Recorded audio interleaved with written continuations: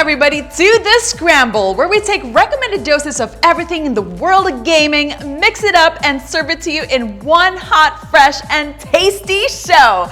My name is Samantha, and I'm your host for the Scramble. Today we have a very special show for all of you guys. BlizzConline just wrapped up, and we will be going through all the highlights and exciting updates with our two guests for today, Mika Fabella and Naisou. We'll get to know them better and their long history of Blizzard games and catch up on what they've been up to the past couple of months.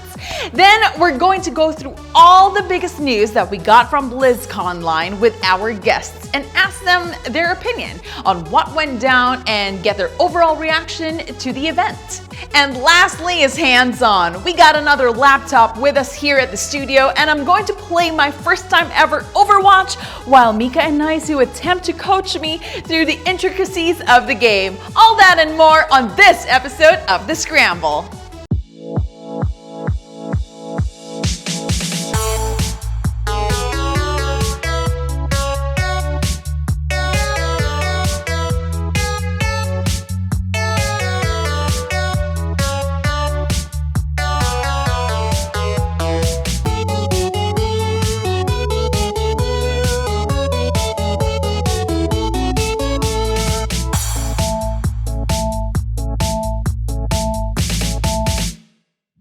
Blizzard annually hosts one of the biggest events in gaming known as BlizzCon, but last year, due to the pandemic, the live event was canceled. So for 2021, they decided to change with the times and host BlizzCon online and called it BlizzConline. There were a lot of exciting stories to come out of the event, and we thought we'd have a chat about these with two people who we know are huge fans of Blizzard. Our first guest is an esports journalist and host, and the only person on this episode to have actually attended BlizzCon. Welcome to the show, Mika Fabella. Hello! Thanks so much for having me. Welcome, welcome.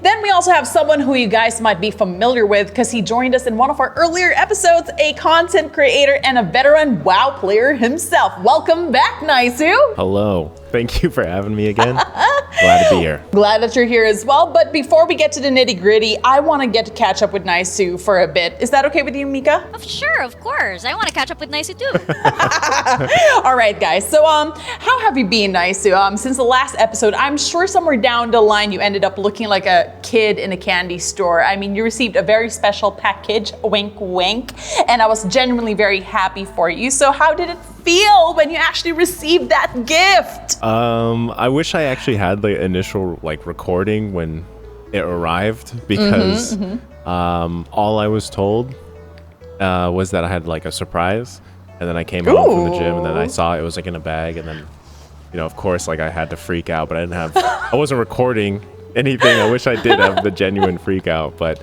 it felt great, and it's something that I've been, the collector's edition was something that I've been wanting for any expansion pack of WoW for so long, and I've just never been able to get my hands on it. So to be gifted that was an amazing feeling. So thank you. I'm actually genuinely very happy for you. Even your unboxing, without the genuine or without your initial reaction, I have to say, you were so happy. You couldn't even hide it. You couldn't even contain the joy over while you were recording. And I gotta add, how was your experience since we last spoke about Shadowlands? So did you get to actually play the whole final version already? Yeah, actually, I was going to show you this too. I am using a mouse pad, by the way. Yes, I know where that came from. Yeah. So I have that here. Shadowlands, when it was released and everything, was an amazing experience. I think I talked about it a little bit, kind of how our Philippine guild was preparing for that. Right. I did do I think that day I streamed the launch, probably, I think if I remember right, it was 12 hours. So me and a group of the guildies that I play with, we went from level 50 to max level 60. And we did that in about 9 hours straight. What? So yeah, so the night before that, I wasn't joking when I told you about this that episode. I was like, we're serious about preparing for it, but I had my food ready to go. So a couple shakes made in the refrigerator, so I could just take you're kidding 10-minute me. breaks. Yeah, you're kidding me. I'm not kidding you.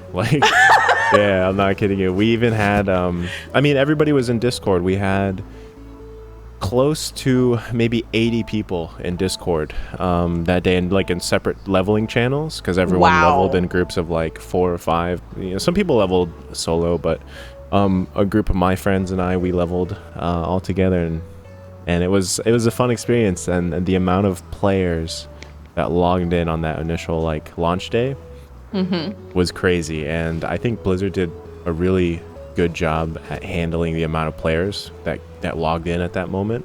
I do remember this conversation. We were talking about the guild and you attempting to be the first one to finish all of the raids. But, what was it exactly like getting to reconnect with all of your friends after a few months? Or maybe, I remember you even mentioned there were some friends that you rekindled relationships with online because of Shadowlands when it came out again. So how was that feeling, especially in this whole lockdown that we're all experiencing? Yeah, it was great to basically reconnect with my friends. I mean, before Shadowlands came out, I was playing very casually anyway, so I would see them, here and there. But with the release of a new expansion, you can expect everyone to be online like every day, all day sometimes. Ooh. But I realized too, like the situation that I'm in now, it's very different, and I had to go like more of a calculated approach at like my playing time, because I also had to balance streaming, and I streamed like a different game. Although I did stream World of Warcraft, I have a whole other side of like my content that's not World of Warcraft. So it was kind of hard to balance those two things. I still got to play every bit of Shadowlands though, as far as like up to this point where we're kind of waiting for the next patch. But I wasn't able to join the top tier level of like rating, because that's where you have to dedicate 4 days a week, sometimes 5 days a week. True. Hours, like 3 hours a night, and that just wouldn't fit my current schedule right now as a content creator. So but I did get to experience the raid on the heroic difficulty is what it's called, and fight the final boss and do all the Covenant story quests, and I advanced my Covenant story quest, which we talked about during our last interview, and super happy with the way that played out. Neato, I'm very happy for you and your friends and getting to experience everything the way that you planned out as well, even though there's a little difficulty that you're experiencing. I mean, come on, you're pulling it off anyway, man. So kudos to you for time management. I suck at that. So I don't know how you do it, but congratulations to all of that. But Naisou, our other guest, the very beautiful and talented Mika, I know you guys worked together before. Do you mind telling me how you guys met? Mika and I met through doing a segment for ESGS, I believe, right, Mika? ESGS. Yes, that's right. I was gonna say we actually met in Azeroth. It's like I was looking for a group and everything. That would be a lot more. Yeah, that would be cooler. That would be cooler. But we did meet through ESGS, and we were doing a segment on Shadowlands. Perfect. And I will be honest, like, at that time, the last time I touched World of Warcraft was, let's carbon date myself a little bit, shall we? Cataclysm, way back in 2010. So I wanted to get updated on the world and everything, and I heard about Naisou, who apparently has been streaming World of Warcraft for a long while, and he was the perfect person to convince me to get back into World of Warcraft. And that was basically it. And we were talking about all of the updates and why Shadowlands is basically the perfect time for everybody to get into World of Warcraft. If they're a little intimidated by it, or if they've never tried it, they always wanted to, or like myself, tried it a long time ago and then want to try it again, this is the perfect time to do so. Okay, so Mika, I know that you and Naisou have been working hand in hand together and also talked about Blizzard, but how long exactly have you been a fan of Blizzard? Because I know for a fact that Naisou has been a veteran, and when you say veteran, it's a while. It's more than a decade. It's like 16 years. years. It's close to 2 decades. We're getting there, Naisou. So how about you, Mika? How has it been for you? What was your first Blizzard game, and exactly when did you start becoming becoming a fan of Blizzard games? My first Blizzard game was, I think like my first gaming experience, I think the first time I could really call myself a gamer was because of Blizzard games. And I started playing with StarCraft 2. Actually, it was StarCraft 2. Yes, me too. Yes. What was Protoss your player, race? by the Oh, I way. was just gonna say Protoss. Protoss player. For ire. Yes, my life for Lord. ire, and Diablo 2. So I started playing these games, and at that time, my group of friends was also playing WoW, and that's when I got into WoW. I had a blood elf at that time, and that was really the first time where I experienced, the great connections that you can make because of online gaming. Naisou and I were talking about this. WoW was really a great place to make these wonderful, real connections with people who started out as friends in game, and those friendships would transcend, and you'd actually be friends in real life. So I actually met this group of friends because I was looking for a group. They happened to be in the Philippines too, and then like, oh, let's meet up in person, and they're still my friends now. So, Mika, interestingly enough, you mentioned Overwatch. So why this massive love for Overwatch? Tell me, pray tell. Well, Overwatch was really, I credit it as the game that actually, got me from like maybe knee deep into gaming into like here.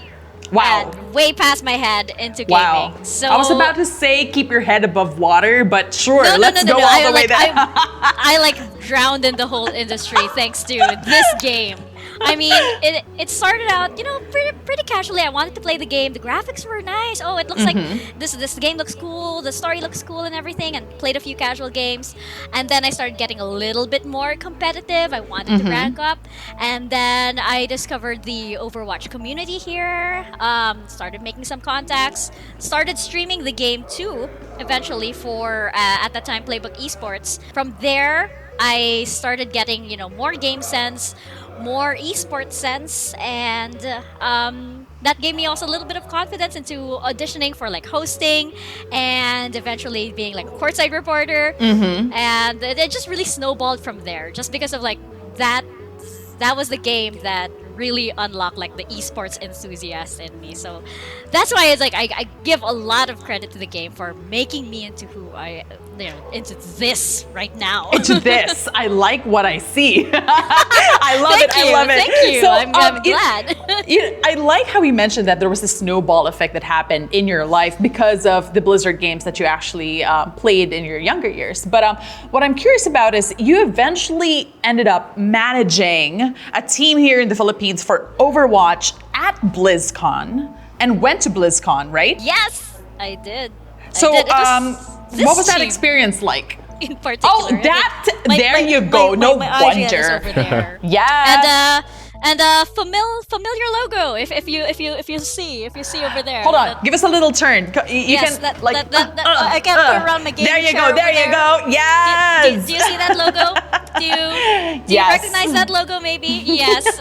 So in And you got the 2019 Philippine flag here too.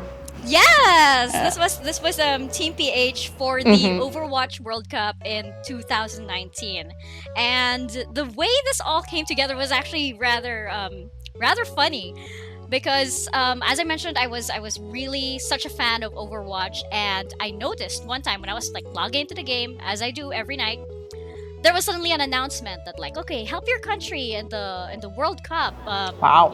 Contribute to your country's representatives and stuff. I was like, oh, what's this? So I checked out the link as you usually have in your BattleNet screen, and you have all these news. I checked it out, and they're like, we're looking for players, we're looking for a coach, we're looking for a community manager, we're looking for a general manager, and I'm like, huh. Okay, let's see what I can do. So I clicked on general manager, just because I'm like, okay, I'm not, I can play, but I'm not like that good. I'm like, so I'll leave out coach and I'll leave out player. Like community manager, I'm like, I'm kind of a lurker, so I'll leave that out. General manager had to do with like logistics and planning and everything, which is similar to what I did in real life. So I was like, okay, I'll click on general manager. And little did I know that by clicking that, I was actually submitting myself as an application. Nice. And so, like, there's this voting process, and I received an email like, "You've been shortlisted for general manager." And I'm like, "Huh? Oh, Okay." That's so cool. And later on, I got a message from people who were in the community that basically was like, "Oh, we saw your name. Who are you?" And eventually, I got shortlisted as the manager. The team was beginning to form, and then we needed a sponsor. At that time, we were like, okay, we have a team, but we're not really gonna fly, to BlizzCon or anything. And then in comes Bren Esports, and they basically said, "No, you guys are gonna fly. We're gonna support you. We're gonna back you up. Here, let us know what you need. We're behind you all the way." And then it's like, for the longest time, I didn't even announce it or talk about it anyway, because I actually didn't notice. I didn't realize it was actually happening. And it was only like, I think when it was like 9 days away, and we like had all of our visas were approved, we had the tickets booked and everything, and it was like, oh my god, we're going to Anaheim. We're going to Anaheim. That's amazing. It feels like a VIP access. It was, we had like the IDs. That was like, oh, I'm so proud of it. Like, I'm legit. I got an ID. The only ID that I'll ever get in my life that says pro player. I'm like, oh my god, fantasy right here.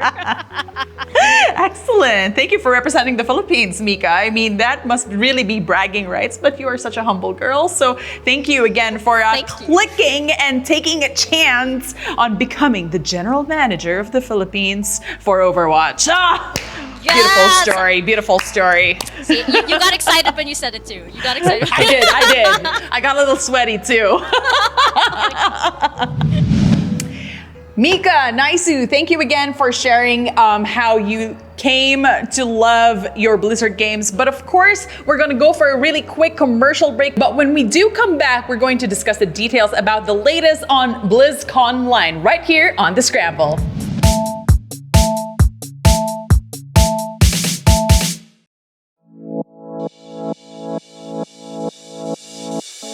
Welcome back to The Scramble. This is a very special feature for today because we're about to discuss the recently concluded BlizzConline. We're going to talk about Overwatch 2, Diablo, and also World of Warcraft. Let's start with Overwatch 2. While no release date or beta date was announced during BlizzConline, we kind of have a feeling that it won't be releasing this 2021. Sad. But director Jeff Kaplan has revealed that enough work on the game has been done for it to reach a playable state, and so much that they can now sit down and have Overwatch 2 nights. So, there happened to be 2 new maps that were revealed during BlizzConline. So we have Rome and New York City. And what really caught my eye was that it was very interesting that they added in iconic architecture. You got the Colosseum for Rome, and you also have the Central Station for New York City. So how do you feel about those add-ons to the map, Mika?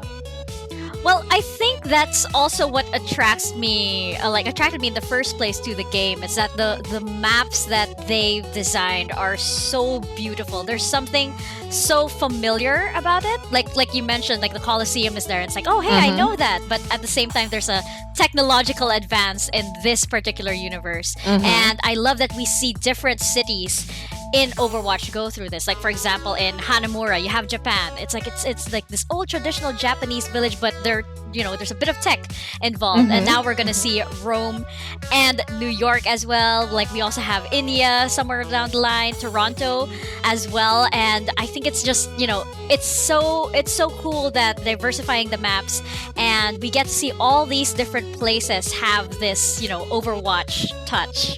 And it's also interesting that they featured, but very lightly was more in passing. They mentioned India as well. How did you feel about that add-on? That was my favorite of the new maps. I mean, like, Rome looked really beautiful, and I love all of the detail was inspired by somebody who actually took a trip to Rome before before the pandemic hit. Lucky him, by the way. And, we'll get there.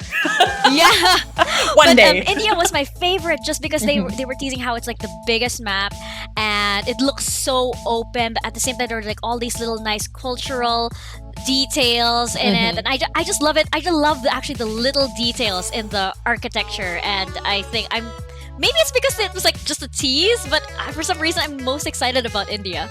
So we got Rome, we have New York, and also India. But how about you, Naisou? Which map are you particularly interested in?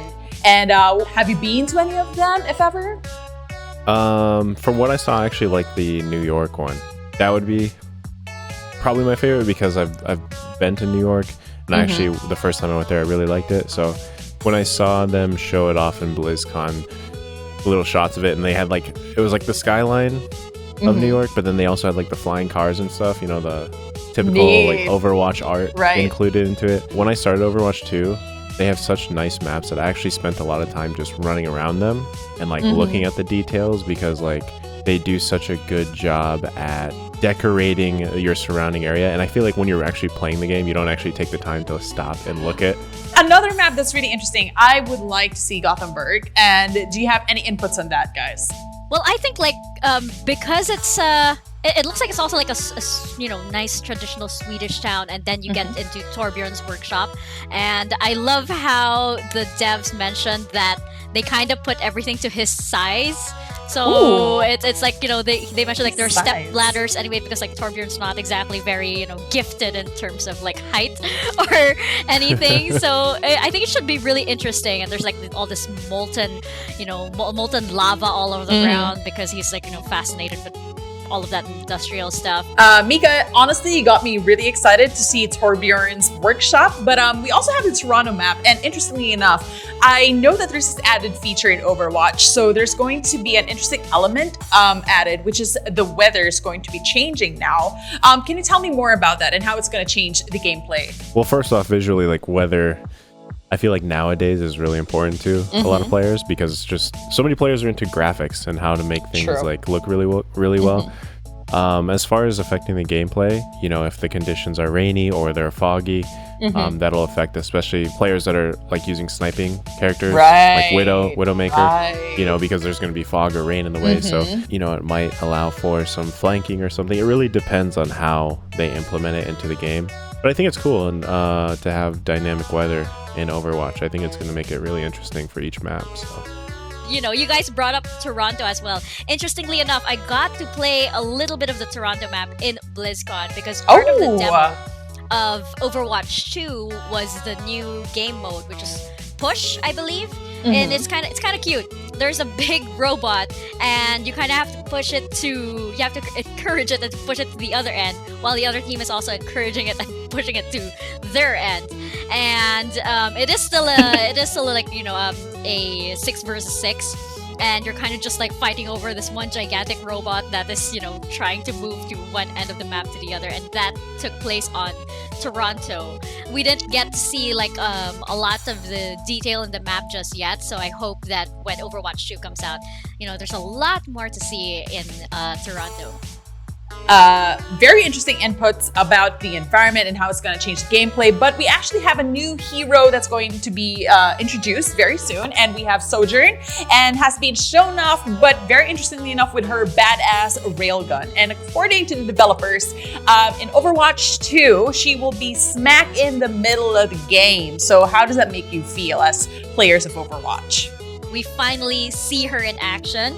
I probably will not be playing her that much, because they did mention that she's a very Amy character, if you can say that. But you know, she does require a lot of skill, you know, in terms of like, you know, probably closer to like Soldier or McCree, any of those hit scan characters. But I would love to see how she definitely changes the gameplay and her role in Overwatch 2. And speaking of roles, it's very interesting as well how every mission will actually have a cinematic intro and extra. I'm looking forward to that, to be honest. Like, I love watching those as a quick break as well. Like, just appreciate the graphics. So tell me more about how you felt when you saw that this is going to be an additional feature to the game. For me, like, I thought having cinematic, I mean, I like cinematics in general. Same. So, like you said, it is a nice break in between the gameplay and everything. So for me, that's exciting, especially because with Overwatch, I've always wanted more of the story.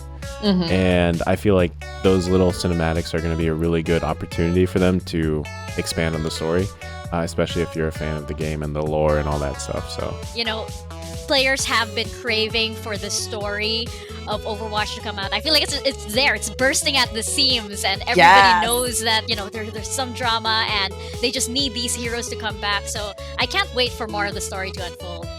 All right, so moving on from the main storyline, let's talk about the hero missions. Now, I'm pretty curious because they designed it to be a place where heroes and the players can actually level up without feeling an immense grind. So how does that feel as an Overwatch expert, Mika? I'm pretty curious about it too. They didn't reveal too much about it. They were just, kind of like tease a little bit of everything. And as to how massive the sequel, Overwatch 2, is really going to be.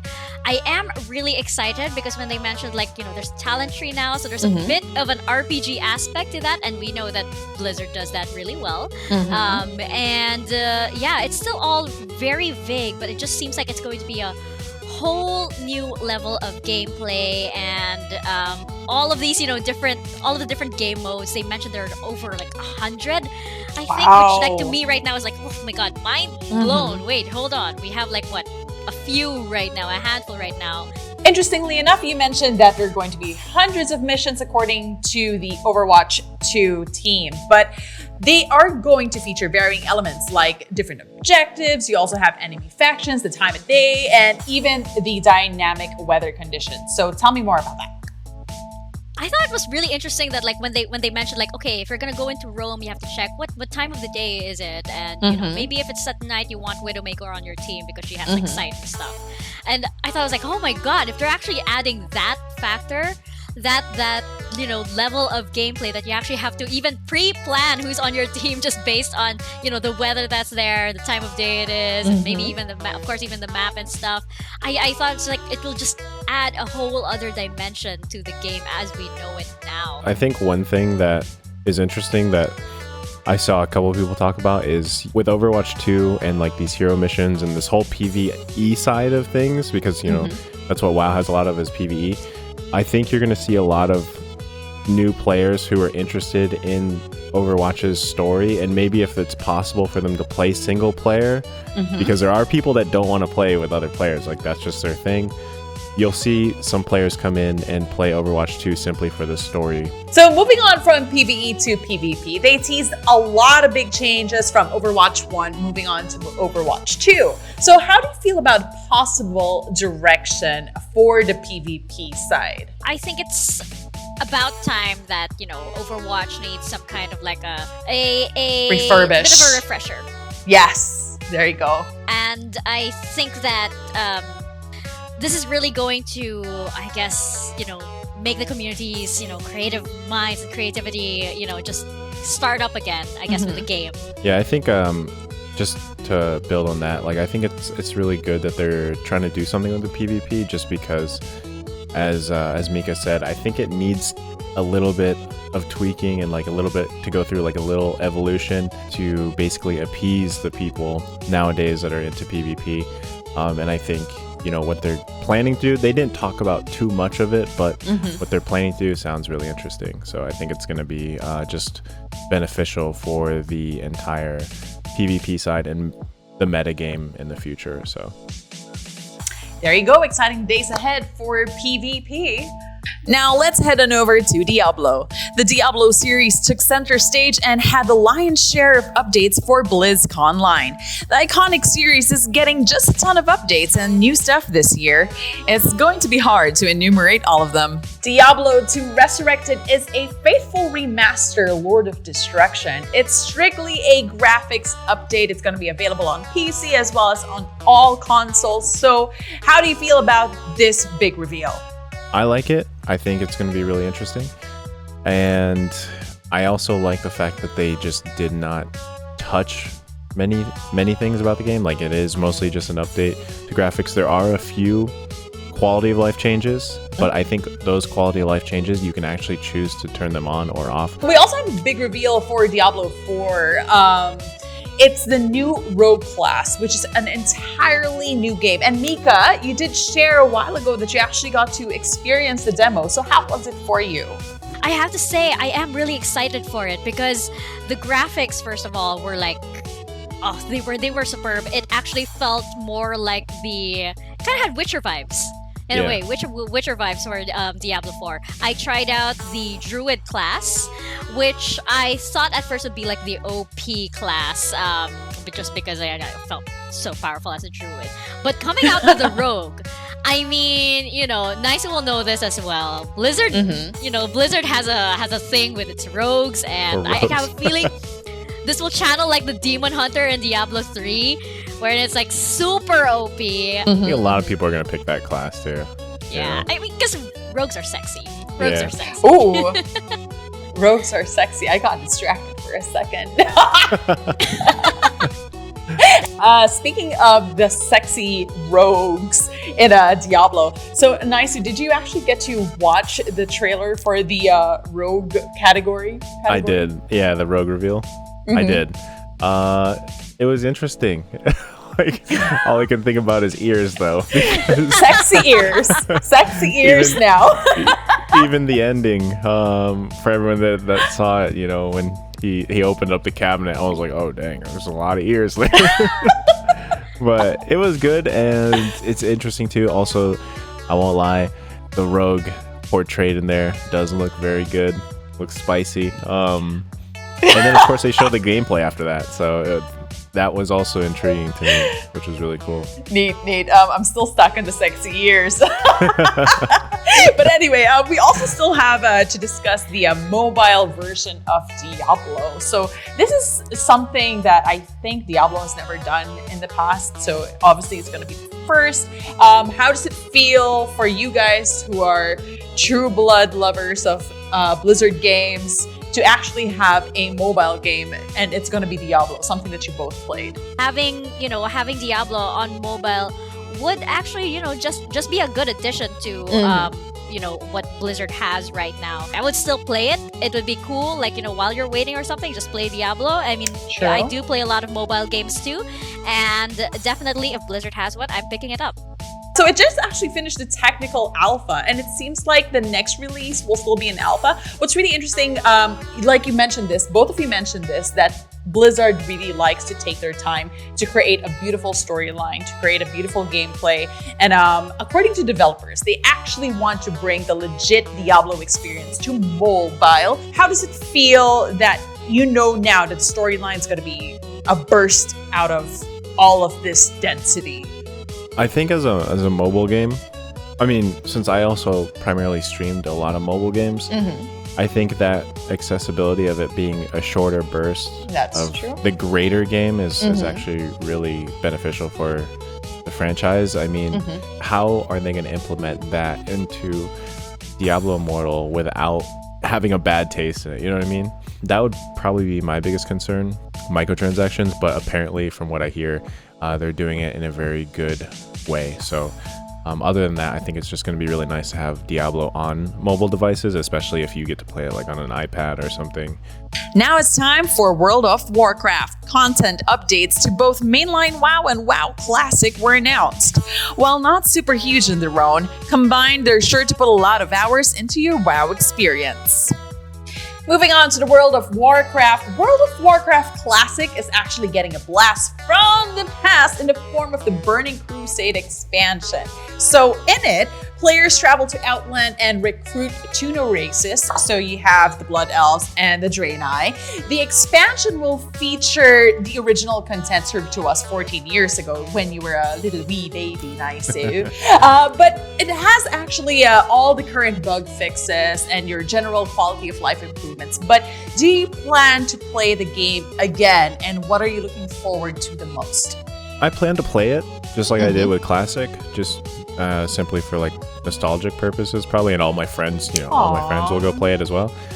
I guess the thing I'm looking forward to the most is actually finishing the raids, because back when it was originally released, the raids were actually so hard back then that a lot of them weren't completed before another raid came out. And I just feel like from what we saw with Classic, like the general population of gamers are so much better now. There's so much more knowledge that we'll actually be able to go in and finish those raids. So I think that'll be probably the most enjoyable thing for me. So I'll definitely play it, but I'm always going to be spending more time in retail. So And lastly, we've got the new patch for WoW Shadowlands, the Chains of Domination. So it'll be continuing the story. What do you think of the story, Naisou? And what do you think of the new raid? So far, the story is really interesting. From what I saw in the cinematic, there's a lot of moments there that you pick up if you've been following like the lore. And I think for people that are familiar with the Lich King, Anduin kind of reminded people of like Lich King 2.0 when he was controlled by the big bad guy, which is called the Jailer right now. He basically ended up thrusting like a sword into a very big character. Okay. Into a big character. Yeah, into a big character, and he took like this life essence from them, which is like a key. Anyway, wasn't this in the trailer? Yeah. Oh, this was like one of the trailers that was shown during. Yeah. Did you see that was this? pretty intense. Yeah. So that was a big moment. We do know that that character is still alive. They're not dead. They addressed that in the Q&A, but basically what it's going to do is kind of, so this whole time since we last talked, everybody's working for what's called the Covenants, and this event will basically unite the Covenants to go form together to take the battle to the Jailer, the bad guy. And the cool thing is with the new raid, from what we know, the last boss is going to be Sylvanas, and she's been kind of like the really bad character since the last expansion, and now carrying over into this. And she's done a lot of bad things. I could list them all, but she's a bad girl, right? So basically we are fighting her. That everybody loves. Yeah, we're fighting her in the raid, and people are looking forward to fighting her. So Can I just say that during that moment while we were watching BlizzConline, my friends and I were so confused because like my group hasn't gotten to Torghast yet. And we were like, oh, wait, this is a spoiler. What do we do? Do we stop the stream? What? Mika, Naisou, thank you so much for sharing your expertise and, of course, sharing with us, giving us dibs on what BlizzConline was all about. And when we do come back from our commercial, we're headed straight for a segment that we like to call Hands On. All that and more right here on The Scramble.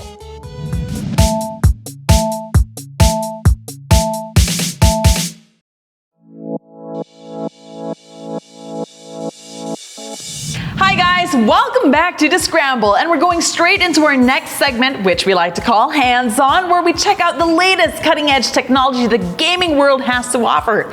Last episode, we featured our first look into the latest generation of ROG laptops in the form of Scar 17, and that model was just balls-to-the-wall performance. For today, we're going to go a little bit more stylish and see the all-new Zephyrus G15 2021. So let's get straight to the unboxing. Thank you for cutting the tape, by the way. Okay, so let's just get to it. And here we go. Let's start with the perks of your pre-order purchase. So you get this handy dandy bag with reflectorized details, which you will love, by the way, because when you're riding your bike or whatnot, you're gonna be in good hands. There you go, nice little detail over there. And we also have what I use every single episode, the ROG Delta Quad DAC gaming headset. Very comfortable, it's got its own mic, and it's got really nice lights to it too. You're gonna look extra savvy. Put it to the side too, and let's get to know the Zephyrus G15 2021. It's really heavy. Well, I like it that way. But let's just put this to the side for the meantime. You know, boxes always come in handy anyway, so keep it to the side. And finally, reveal the ROG Zephyrus G15 2021. Look at that, it's popping up, popping hot, baby. Yes, it's white. What? I'm taking this home. So guys, yeah, all I can say, it's meant to be direct. The unit that we have right here is packing an AMD Ryzen 5900 HS with an NVIDIA RTX 3080, 16 gigabytes of RAM, 1 terabyte of storage, and a 15.6-inch WQHD 165Hz monitor. Woo, those are some impressive specs. And this baby goes only for 179,995 pesos. Okay, so it's white and it's got beautiful detail on it. I'm speechless. This is meant for me, you know. What? And this is already 3080. Perfect for your gaming experience too. So before we talk about more of the specs and the details of the Zephyrus G15, I want to show you what it's got in our box over here. Haha.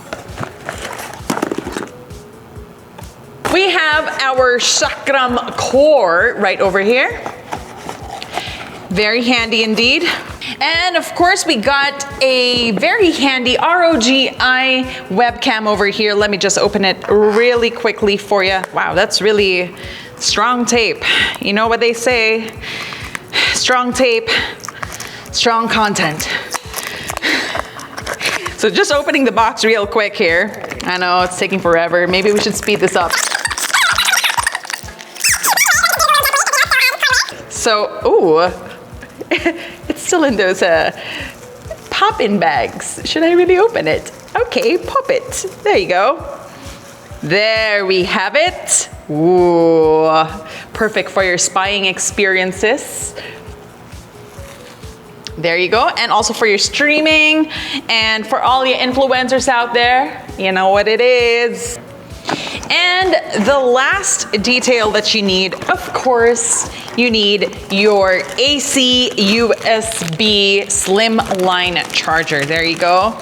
Wow, that's a lot of cord, which means you can do your work from really far distances.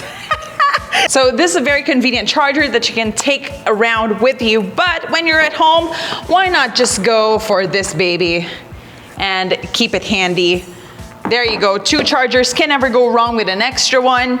And there you have it, introducing one more time the ROG Zephyrus G15 2021. And now you know the value, how heavy it was, but all worth it because we finally have our Zephyrus G15 2021 revealed to all of you in a beautiful white color. Perfect for me. This is my baby, and we're going to get to play Overwatch 2 right now. And since we got Mika and Naisou here, we've installed Overwatch on the Zephyrus G15 so they can teach me how to go pro, or at least get ready for Overwatch 2. So I'm a little nervous, my palms are getting sweaty, but that's how it is, If I want to go pro, I gotta practice with the best. Come on. All right. You'll be fine, Sam. I need some coaching expertise. All right, guys, so let's move into the practice range. Gotta like crack my knuckles and yeah, just get my muscles a little loose. Okay, getting sweaty here. I'm liking what I'm seeing already, so I really appreciate this character just because she's purple. Oh yes, so that is Diva, and she is actually one of my main characters. Oh really? Yes, she is a tank. She jumps inside that mech behind her. Neat. And actually, her backstory is that she's a StarCraft pro. Oh. Yeah, she's from Korea, right? Isn't it? Yes, yes, that's Blizzard being meta about their. That is absolutely cool. And we got Reinhardt. Yes, the quintessential tank. He has a hammer and he has a shield. And we have here, ooh, interesting, Roadhog. That is a Roadhog. He is a big fat pig-like character, and he has a hook that can draw enemies closer to him. Oh, I like this guy, Captain Sigma. Yeah, he's wearing one of his Halloween skins, a pirate skin right now, and he's a very dynamic tank. I actually wouldn't recommend him as a beginner, but he has a shield that he can like throw to other areas, and he can absorb a lot of damage as well. Neat. I'll avoid him. I came in like a wrecking ball. Exactly, Wrecking Ball. One of the most, I find Wrecking Ball really annoying, but he basically rolls around the map.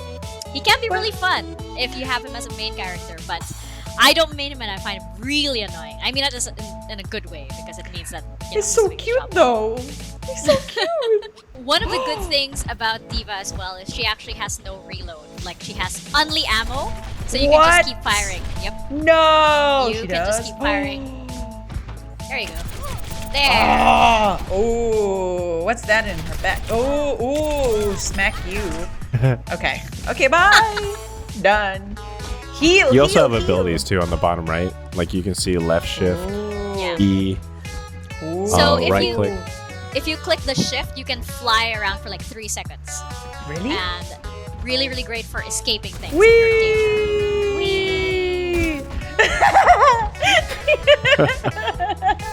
What's that? There you go. There you go, getting the reflexes. Okay. Yeah, your ultimate is available. Oh, try out your what? ultimate. That is incredibly fun. So if you press Q, you are going to detonate. This is a bomb. It's time to kill. Now run away. There you go. I feel like And then pro. you can bring it back. It's really satisfying when you get those kills. Who should I play then? What would you recommend for a newbie? Reaper's pretty easy. Yeah, Reaper. Soldier 76. Yeah. And Soldier 76 is, I would say, a basic FPS character. Point and shoot, and you have your own healing with you. So yeah, maybe Soldier, because it's not that hard to. All right, let's go for Soldier then. So I believe your E is your biotic field, which heals you. So if you drop it down, you basically have this area healing. Sam just likes to shoot.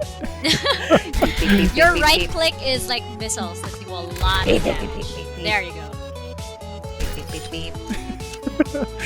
Soldier's perfect for you then. Yeah. He's ready. Oh, try to get your ultimate up. Okay, so now you have your tactical visor up. Try it out and see what happens. I've got you in my sights. Is that can Q? shoot. Yeah, it's like now you auto don't need aim. to aim. You don't need to aim. What? Well, now it's gone, but if you had a bunch of enemies, it would be basically like an auto aim. Okay, now that I have some tricks up my sleeve, you think I'm ready to put this to the test? Yes, definitely. Go for it. All right, so select any character that you feel like. And Only ammo. Where are you? She's all the way D.Va? to the left. Yep. There you go. Good choice. So you are in Numbani, and I believe you have about 30 seconds before you guys are going to go into the fight. So what you have to know about this map is that you have to go to a certain area. You can just follow the arrows. Go to a certain area and you have to fight the other team off it. After that, there is a payload and you will have to push it all the way to the end. Okay, it follow sounds my like a teammate. lot. Yeah, just follow your teammates. That's Yes. the best Right. thing to do. Okay. Cool. Let's go. Don't forget you have Let's go. abilities as well. Okay. I have only ammo. Why not just use my only ammo all throughout? What? Heal. You're full health. Oh, okay. Yeah, you're full health. You're good. I just like to heal. Ooh, There you is there go, right something there. over here? That's the payload. Yep. Go into that zone and capture it. There you go. What do I do here? Look What's around. left? What? Look around. Your enemies, I think, are on top of you. There you go. Nice. There you go. Hey! Good job. Nice. Hey! You got another one. Good job. And Try to stay in that. Try to stay in the square though. Okay, Alright. get Oh, the hang of this. you guys already got the point. So now you have to go back to that car that you saved and just Escort. stay on top of it. Ooh, okay, escort. Gotcha. But just stay near it and then fight. Bye. Go to sleep. You can use your missiles as well. Hide. Okay, you can use your E. Shoot. Yee! E. There you go. Oh! Hide. Ah! Oh no, you lost your magnet. No. It's okay, just stay near the payload. You are safe around there. And you're safe while your teammates are around too. Nice. There you go. Nice. There. Hide. Hey! Thank God for good teammates. Yeah, I know. Our teammates are doing really well, too. Thank God for awesome coaches, but I'm so nervous right now. Alright. So, right now, you are basically a baby diva because you don't have your mech. So, you're gonna have to find a way to get your mech back. And by doing How do I do that? In order to do that, oh, why did we pop this transcendence? I don't know. In order to do that, you'll have to start shooting. Okay. Yeah. Start shooting. It was at this moment that he knew. He f***ed up. Oh no! That was Roadhog, and that was him like Hooking at you. me. Yeah. Oh. He hooked you right there. You guys got it over halfway there, though. You're Yeah. good. Okay, you don't have your ultimate up just yet, but You can right click as well, because yeah. that's your shield, kind of like a shield, yeah. Ooh. But you will run out of that, so make sure to use it wisely. Like if you have some kind of missile coming at Like that. Ooh. So because you're a tank, you're better up close and personal. Oh, there you go. You lost your mech again. You can shoot from a distance and try to get it back. Shoot from a distance. I think there's a tracer harassing you. Oh my god. yeah, there is. There you go. Tracer. Yeah, so that means you guys will have 4 minutes left Okay. to push the payload. So Tracer's still behind you, but Seriously? it's okay. Yeah, she'll always be around. Right now you have to find some way to get the red team off. Oh, perfect. Your bomb just came in. So you could actually throw it in the direction of the cart, in the direction of the payload. Okay. And you can get on top of the payload actually. You can jump on top. This is a strategy. And then you can detonate here. Boom! Boom! Yeah! Oh, what did Die! You transcendence again. Oh, transcendence again. Yeah. So this is a move that a lot of people do if they get on the cart. And did you guys get it? Yes. Yeah, they you got the guys did? checkpoint. Oh, nice. So later, when you see the red team I feel coming pro. I feel pro. in, yeah, this is like a pro move. But later on, here, Mother. Oh no! Oh no! It's okay. You're still good. Nice. Oh. Okay. So when you respawn, you're gonna have your bomb. So what you can do in order to win this leg is you go on top of the payload and then you detonate there. Because Gotcha. they're trying to get you off. So they're all Gotcha, gonna be crowded coach. around there. Gotcha, coach. You guys are really close. You just gotta push it in a little bit more. Yeah, this is actually a good game for you. Yeah. Is it? Yes. So go on top of it. Go on top of the thing and hit Q. Okay. Just go up there and then hit Q once you get on top. There you go. Ooh. And then Q again. Q again. There you go. Ooh. Just get And on you guys top. pushing it in. Boom. You can also use your Yeah. left shift What? to What? push Oh, people off. I But you don't win! need to do that because you won! I won! I'm pro! You won your first game! I'm pro! Yay! Like we announced before, here are the 6 winners of our BlizzConline giveaway. Congratulations to everyone who won and to everyone else who joined. Tune in to our future episodes as we have more giveaways lined up.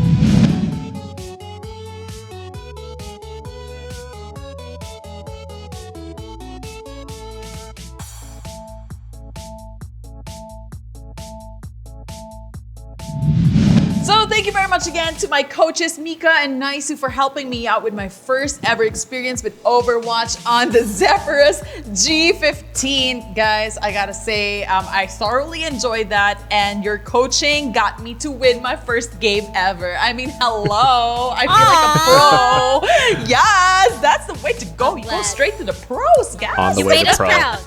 You made us proud, Sam. Oh, heart. Anyway, guys, I'm curious, how exactly can we all support you in your personal endeavors? Is there a page?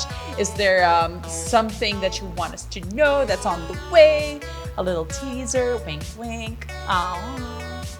Right now, I guess everybody can follow me on @MikaFabs. I am basically @MikaFabs everywhere. That is on Facebook, on Instagram, on Twitter, on LinkedIn if they find me there. But yeah, it's @MikaFabs everywhere. All right, thanks, Mika. And how about for you, Naisou? How can we support you? Pretty much same way, guys. You can just find me by typing Naisou, Naisou.